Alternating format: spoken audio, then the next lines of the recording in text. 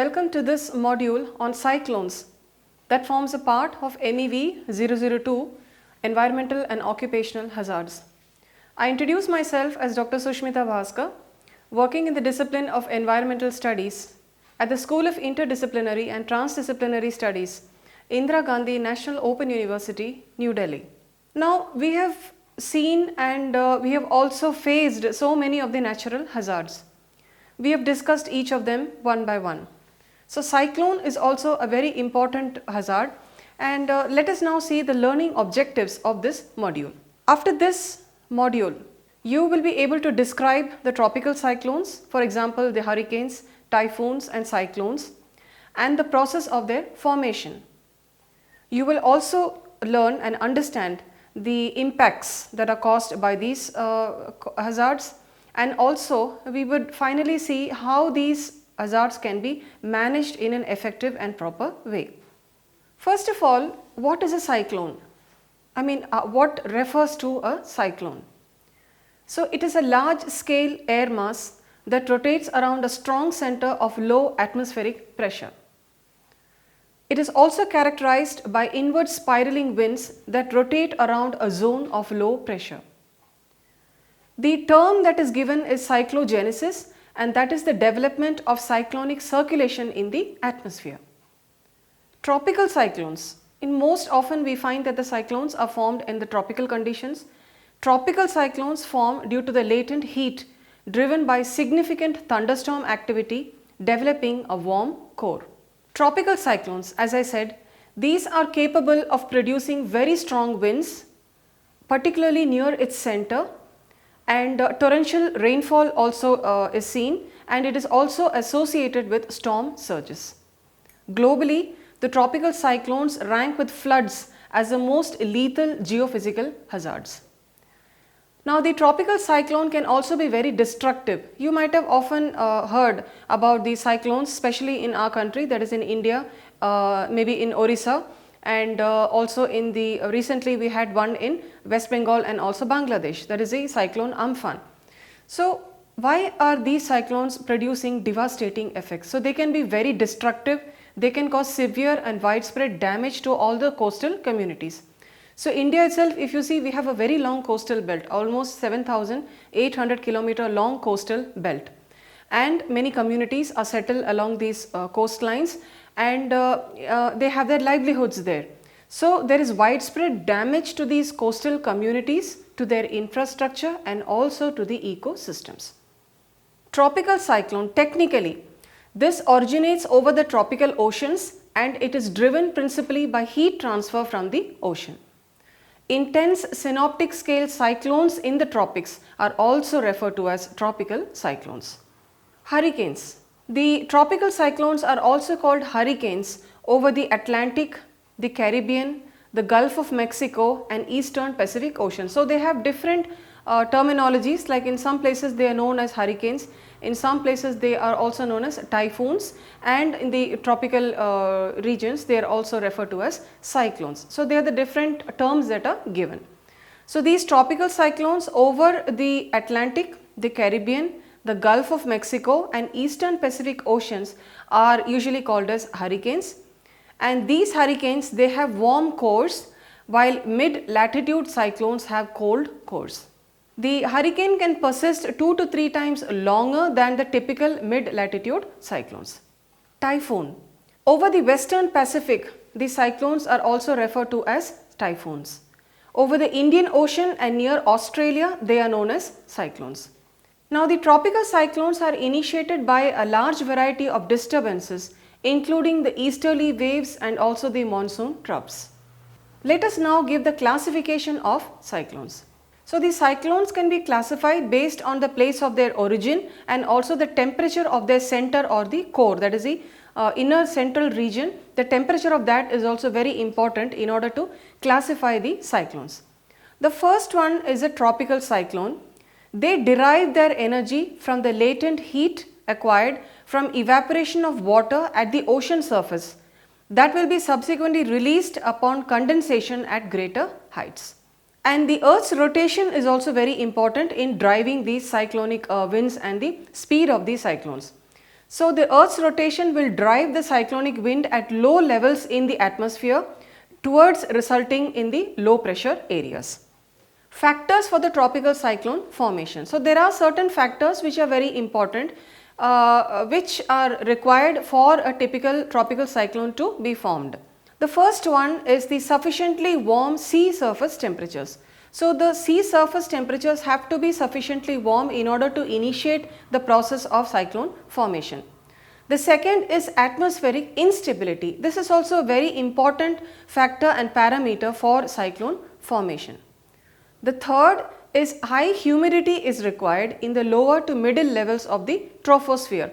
As you know, we have the various layers in the Earth's atmosphere, and you have the troposphere, the stratosphere, the various phases, the various boundaries also between every layer. So the high humidity in the lower to the middle levels of the troposphere is very important. Then enough Coriolis force to develop a low pressure center. This is also a very important factor.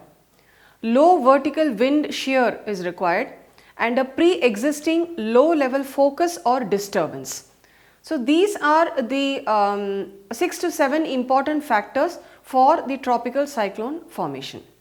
Again discussing on the cyclone formation, now in this picture you can see how the cyclones form, and by the IMD, that is the Indian Meteorological Department, they actually generate these pictures, and also they give warning to the coastal communities and the people staying over there, so that sufficient time is given for them to evacuate, and also rescue operations also can be started upon. I mean, they can be prepared. So preparedness is very important. It is the first step towards disaster management. So pre-disaster management is an important step. But still in many of the rural areas, sometimes the fishermen are unaware and they do not get the warning in the right time, and they venture out into the sea, and that is why you find the reports that the fishermen are missing, or something disastrous has occurred due to their boats have overturned, and such things come in the media. So the cyclone disaster and devastation, this has occurred a lot in our country and also in globally and worldwide, and we will see some more factors for the tropical cyclone formation. So once these cyclones develop into a depression, okay, as we discussed all the factors, once they develop into the depression, then they become almost circular in shape. So this figure is actually showing you how it is swirling, like this the chakra, what you call, and how it is giving that spiraling kind of effect, and it is becoming circular in shape. So a well developed cyclone, this can consist of an eye wall and the spiral band, which is seen over here. The center or eye of a tropical cyclone, okay, often you would have seen in the newspapers, they say that the eye of the tropical cyclone is at the area of the lowest pressure, and this is characterized by little or no wind, and often there is a cloudless sky. So these are some things which are to be observed and noted. Now in severe cyclones, the eye usually shows up as a circular hole in the central cloud mass. You can actually see the hole in this picture as a circular hole in the central cloud mass. So that was about the tropical cyclone. Now the next classification is the extratropical cyclone. This refers to cyclone that is outside the tropics in the middle latitudes. These derive much of their energy from the ambient horizontal temperature difference in the atmosphere, and this gradient represents potential energy that a developing storm can convert to the kinetic energy, in this case rotational wind. As colder, denser air wedges under the warmer air, then the center of gravity is lowered, and the resulting reduction in potential energy will be manifested as kinetic energy by the developing cyclone. The density difference across the temperature front is supported by vertical wind shear or increasing westerly wind speed with height in the mid latitudes. So these are some terminologies that are used for the classification of the different cyclones. Now there is a third classification, and that is the subtropical cyclone. This is a weather system and has some characteristics of a tropical cyclone, and it has some characteristics of an extratropical cyclone. So it has both the characteristics, so it is in between. Now, one thing is they have broad wind patterns with maximum sustained winds located farther from the center than the typical tropical cyclone. They occur in areas of weak to moderate temperature gradient. Although the subtropical storms rarely have the hurricane force winds, but they can become the tropical cyclone in nature when their cores warm up. A non-frontal low pressure system that has characteristics of both tropical and subtropical cyclones. Now, normally they can originate over the tropical or the subtropical waters, and they have a closed surface wind circulation about a well defined center. They possess moderate to deep convection, but they lack a dense overcast. Now, where do they derive their energy from? So, they derive their energy from the baroclinic sources, and they are generally cold core in the upper troposphere, often being associated with an upper level low or trough. Now, where are the ocean basins where the tropical cyclones form? Some of them include the Atlantic Basin, that includes the North Atlantic Ocean, the Gulf of Mexico and the Caribbean Sea. It also includes the Northeast Pacific Basin. It includes the North Indian Basin, including the Bay of Bengal and the Arabian Sea. Southwest Indian Basin also you can see where they form, the Southeast Indian and Australian Basin and Australian Southwest Pacific Basin. So, these are some of the important oceanic basins where the tropical cyclones form. Coming on to eye wall and the spiral bands. The eye of the tropical cyclone is usually about 40 kilometers in diameter, but this can also vary between less than 10 kilometer and more than 100 kilometers. Surrounding the eye is a wall of dense convective cloud that rises about 15 or 17 kilometer into the atmosphere. This is the eye wall, and that is where the most violent winds and the heaviest rainfall are known to occur.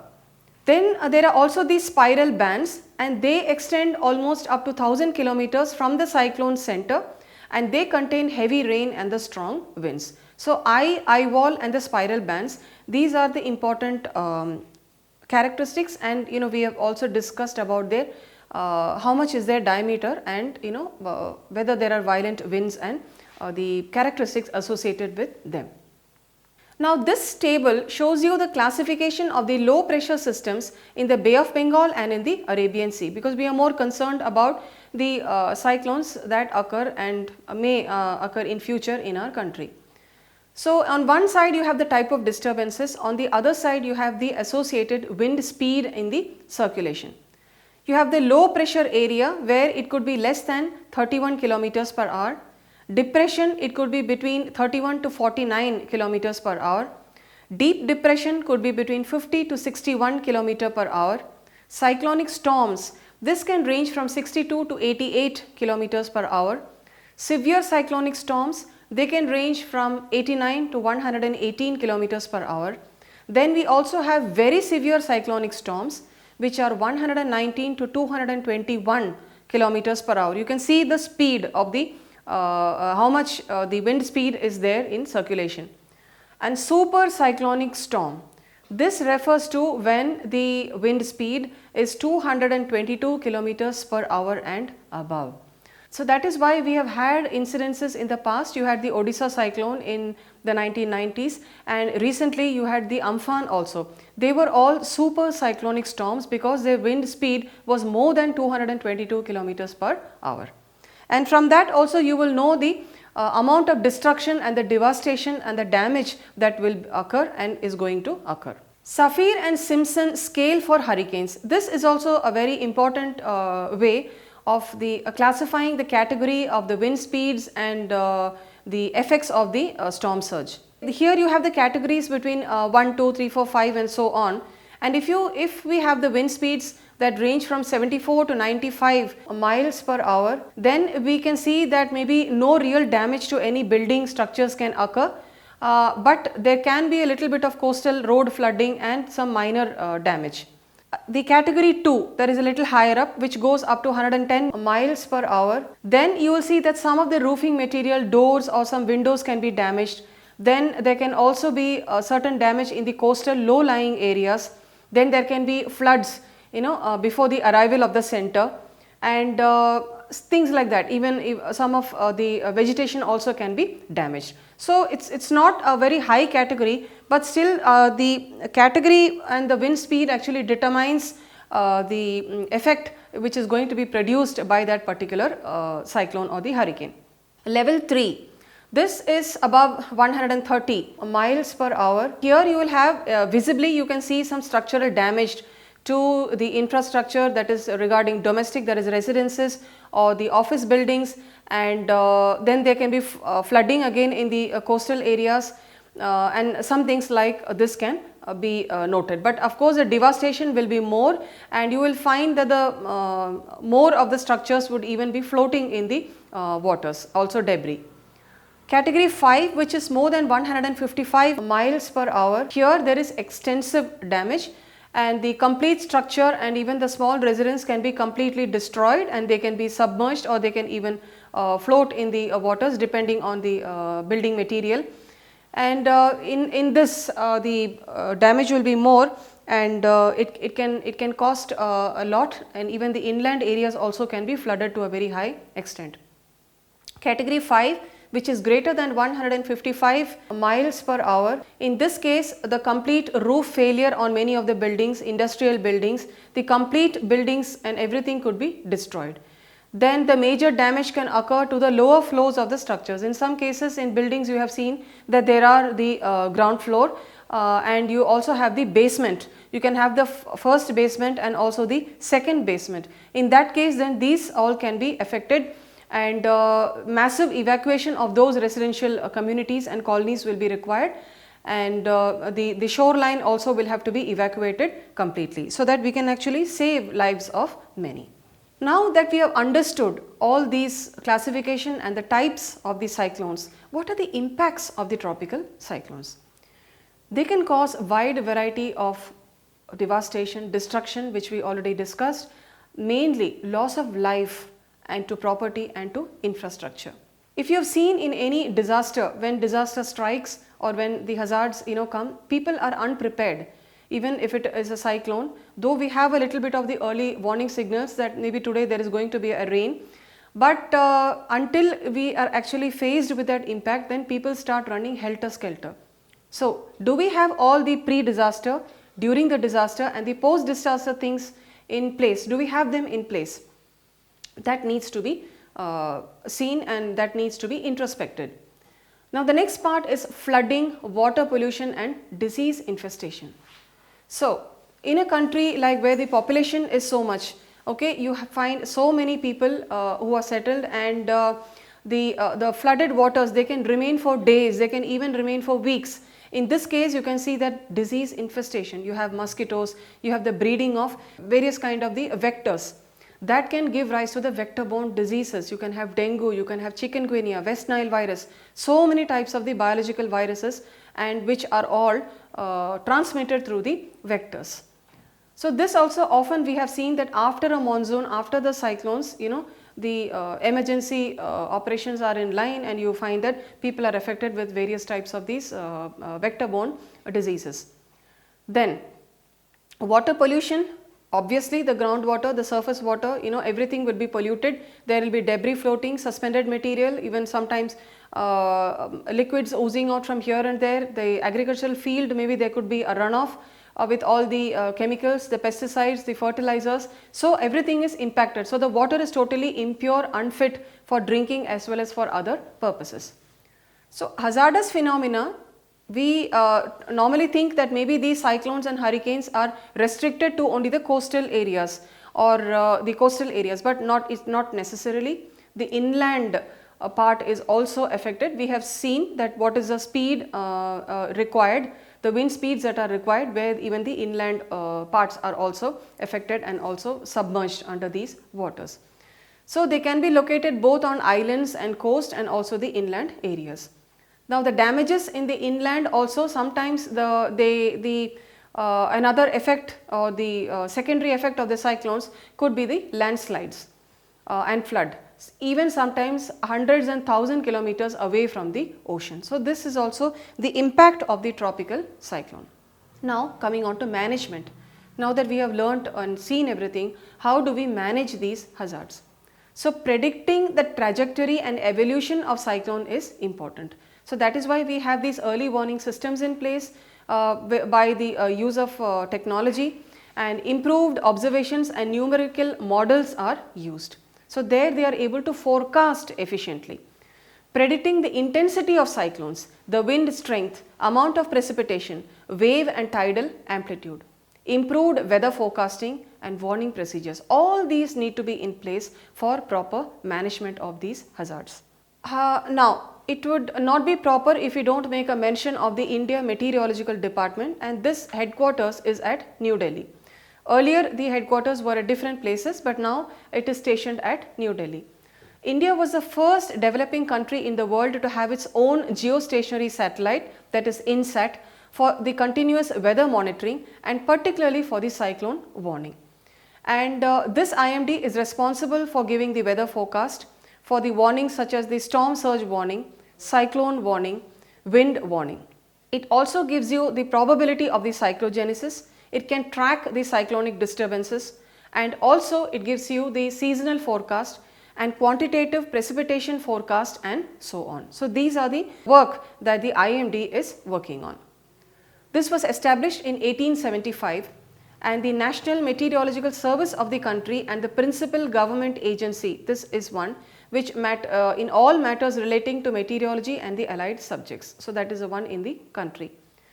So what does it work on? The meteorological observation, providing forecast on meteorological information for the optimum generation of weather sensitive activities like agriculture, irrigation, shipping, aviation, offshore oil exploration and so on. They also warn against the severe weather phenomena like the tropical cyclones, dust storms, heavy rains and snow, cold and the heat waves.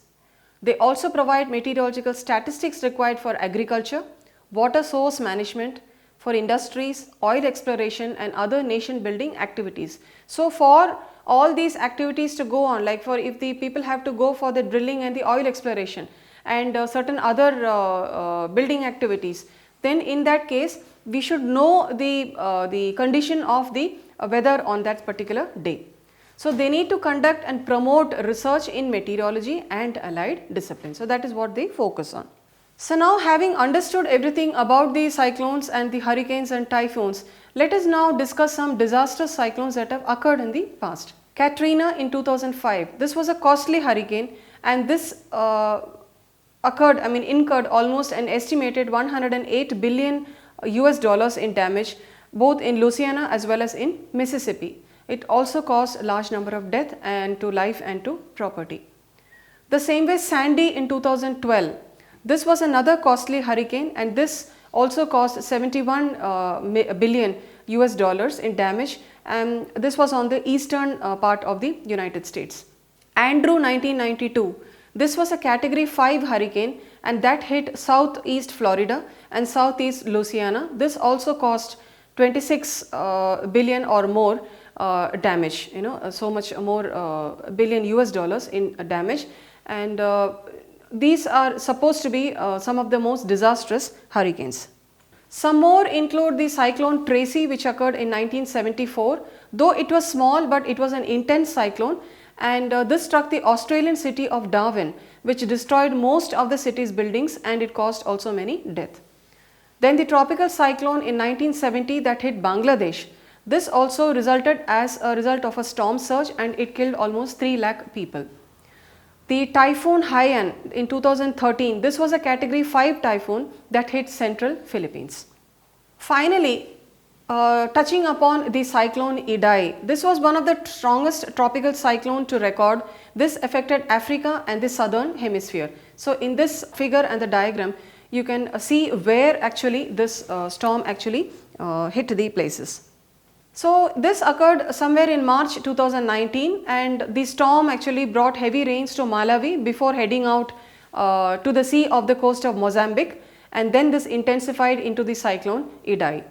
So this had winds of up to 185 kilometers per hour. So now you know the speed, and there was a lot of rain in the just 24 hours time interval, and then it struck Mozambique, port city of Beira, which was home to a large population of people. Almost 5 lakh people stay in that area. Then after that it went inland and it affected Zimbabwe. So there was widespread devastation and loss of life and livelihoods in these three areas, in Mozambique, in Zimbabwe and also in Malawi.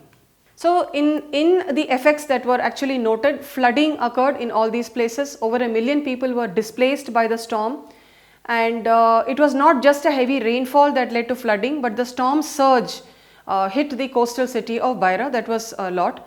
And the ocean floor along the coast of Mozambique, that is conducive to give the storm surge, which was another factor for this to occur. So according to the Red Cross, almost 90% of Beira was damaged and destroyed. The communication, power and the clean water, all this was severely disrupted. The landslides were also triggered by Idai. Houses, roads and crops were also submerged, and then the cholera infected the people in this Mozambique's cyclone hit region.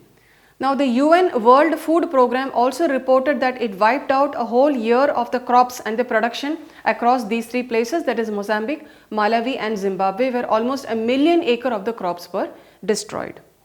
Another important one, and coming to the final of this lecture, is the cyclone Amphan, which was a super cyclonic storm, and that was a powerful and catastrophic tropical cyclone that caused widespread damage in eastern India. Specifically in West Bengal and also in Bangladesh. This occurred in May 2020. It was one of the strongest tropical cyclone to strike the Gangetic Delta since the 1999 Odisha cyclone. So it was a fourth super cyclone that hit West Bengal since 1942. The coastal areas such as the East Midnapur, Kolkata, then Hooghly, Howrah and Odisha were affected by the cyclone, and it caused significant destruction in Bangladesh, which costed $13.6 billion US. And here you see that though it started from a low pressure area 100 miles east of Colombo in Sri Lanka with a wind speed of 240 km per hour, how that actually moved and then affected other parts in that entire region. So the relief operations, normally the National Disaster Response Force, the NDRF, Indian Air Force, the Indian Navy, the National Disaster Management Authority, then the disaster relief teams were also sent by the Indian Coast Guard, and the aid relief effort for the relief operations. All this was done by all this central agencies, the state and also the local governments.